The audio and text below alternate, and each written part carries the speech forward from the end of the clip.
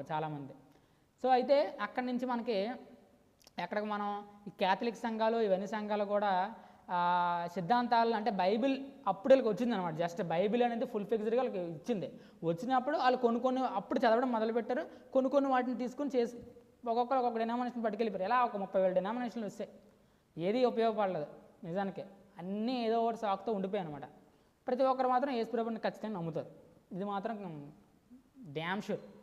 Catholics అంటారు, కొంతమంది ఏమంటారంటే మేరీకి జోసెఫ్కి వర్షిప్ చేస్తాను అంటారు, కొంతమంది చేయను అంటారు. ఇది మాత్రం అది వాళ్ళని అడగాలి, మనకైతే తెలియదు. బట్ క్యాథలిక్స్ మాత్రం గుడ్.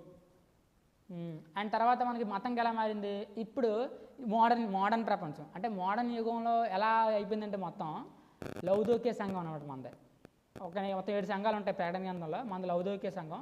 ఈ లౌదోక్య సంఘంలో మీరు అక్కడ చదివినట్లయితే అసలు మనం దరిద్రులమే, నీచులమే,